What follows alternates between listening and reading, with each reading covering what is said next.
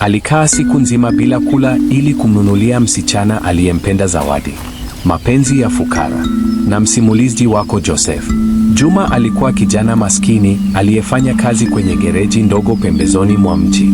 Maisha yake hayakuwa rahisi. Kila siku alifanya kazi ngumu kuanzia asubuhi mpaka jioni, mikono yake ikiwa imejaa mafuta ya magari. Lakini licha ya umaskini wake, Juma alikuwa na moyo mkubwa sana.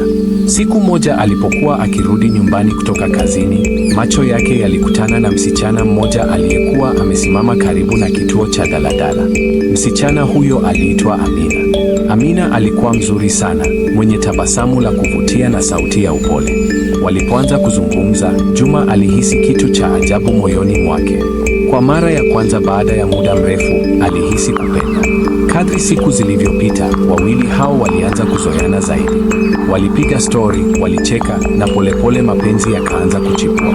Lakini kulikuwa na kitu kilichomsumbua sana Juma: umaskini wake. Alijua vizuri sana kuwa hakuwa na maisha mazuri ya kuweza kumhudumia Amina kila kitu kwa muda huu. Alitamani amnunulie Amina zawadi tofauti kama simu, nguo na viatu vizuri. Siku moja akiwa amekaa na rafiki yake kazini, alimwambia kwa sauti ya chini, "Najua sina pesa, lakini sitaki Amina anione kama mimi ni mtu wa hovyo, siwezi kumhudumia." Ndipo Juma akafanya uamuzi. Alianza kujinyima vitu vingi ili afanikishe kile alichotamani. Alikusanya pesa kidogo kidogo mpaka akanunua nguo nzuri, viatu vipya na hata simu nzuri kidogo. Lakini pesa zake zilikuwa chache sana. Kwa sababu hiyo, Juma alianza kuacha kula mchana kazini. Wafanyakazi wenzake walipokuwa wakinunua chakula, yeye alikuwa akishindia karanga alizokuwa akitoka nazo nyumbani asubuhi. Mchana alikuwa akitafuna karanga, alafu usiku alikula nyumbani. Siku moja rafiki yake alimuuliza, "Mbona huli mchana siku hizi?" Juma alitabasamu tu na kusema, "Niko sawa, usijali." Lakini ukweli ulikuwa tofauti.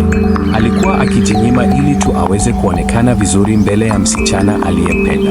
Kadri siku zilivyopita, mwili wake ulianza kudhoofika kidogo. Lakini kila alipohisi uchovu, alikuwa akiangalia simu yake yenye picha ya Amina na kusema polepole, "Kwa ajili yako nitaweza." Siku moja ukweli ulianza kufichuka. Rafiki wa Juma alimwambia Amina kwa bahati mbaya, "Unajua huyu kijana anajinyima kula mchana ili aweze kununua vitu hivyo." Amina alishangaa sana. Hakuwahi kufikiria jambo hilo. Moyo wake ulianza kujaa huzuni. Siku iliyofuata alimtafuta Juma na kukutana naye.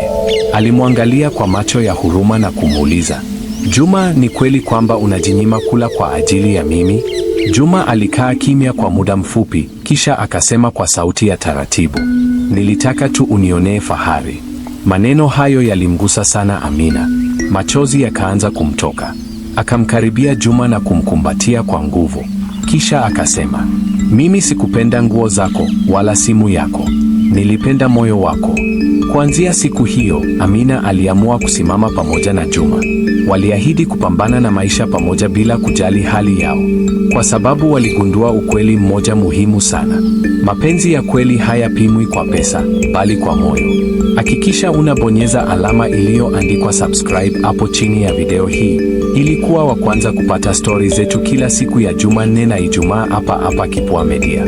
Bonyeza link hapo chini kwa ajili ya kujisomea vitabu vya hadithi tofauti.